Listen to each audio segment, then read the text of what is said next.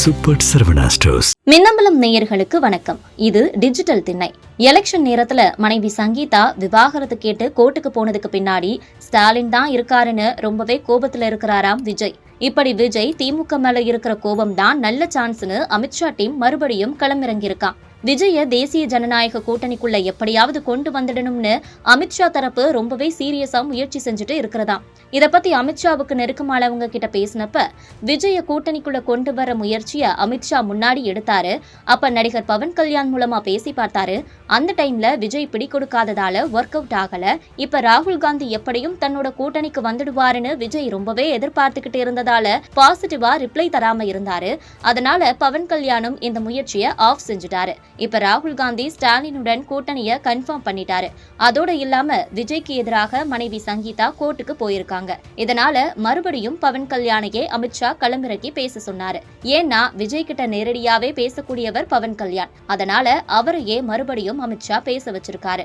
விஜய் கிட்ட போன டைம் மாதிரி எல்லாம் அதிகமான சீட், டெபுட்டி சிஎம் போஸ்ட் எல்லாம் பவன் கல்யாண் பேசல.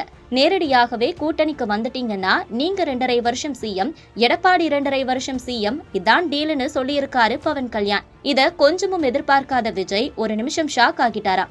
அப்புறமா கொஞ்ச நேரம் பவன் கல்யாண் கிட்ட பேசின விஜய் இந்த டீல் பத்தி பேசிட்டு சொல்றேன்னு சொல்லியிருக்காரு என்கின்றனர். விஜய்க்கு நெருக்கமானவங்க கிட்ட பேசினப்ப விஜயை பொறுத்த வரைக்கும் மனைவி பிரச்சனை ஒரு பக்கம், நிதி நெருக்கடியும் நிறைய, அதோட கூட்டணியே இல்லாம தனிச்சு போட்டியிடுறோமேனு கட்சிக்குள்ளும் விரக்தி மனநிலை, இப்படியான சூழ்நிலையில சிக்கி இருக்கிறாரு. இப்படி இருக்கும்போதுதான் பவன் கல்யாண் நீங்க 2.5 வருஷம் சிஎம்னு ஆஃபர் கொடுத்திருக்காரு. இந்த ஆஃபர் எப்படி இருக்கும்னு க்ளோஸ் சர்க்கிள்ல விஜய் டிஸ்கஷனும் செஞ்சுக்கிட்டு இருக்காரு. விஜய் க்ளோஸ் சர்க்கிள்ல இது நல்ல ஆஃபர் தானே, இதைத்தானே நாம எதிர்பார்த்தோம், நாம நினைக்கிறதைத்தானே பவன் கல்யாண் சொல்லி இருக்காரு, ஓகே சொல்லிடுவோம்னு ஒரு தரப்பு சொல்லி இருக்காங்க.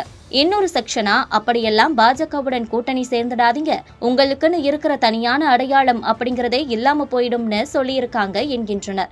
இத பத்தி எடப்பாடிக்கு நெருக்கமான வட்டாரங்கள்ல விசாரிச்சோம். அப்ப அமித்ஷாவே எடப்பாடி கிட்ட விஜய கூட்டணிக்குள்ள கொண்டு வரத பத்தியும் 2.5 வருஷம் சிஎம் போஸ்ட் டீல் பத்தியும் சொன்னாரு.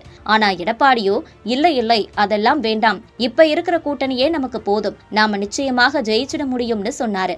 அதுக்கு நம்ம கூட்டணியில விஜய் இருந்தா நாம ஸ்வீப் வின்னிங் தான், அதனால இத பத்தி யோசிச்சு சொல்லுங்கன்னு அமித்ஷாவும் அழுத்தமா சொல்லியிருக்காரு.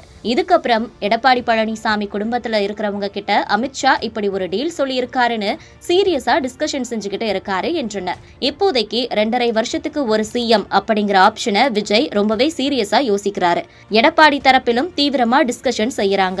2 தரப்பும் என்ன முடிவு சொல்லும்னு அமித்ஷா வெயிட்டிங்ல இருக்கிறாரு. அதனால அரசியல் களமே ரொம்பவே பரபரப்பா எதிர்பார்ப்போட இருக்குது.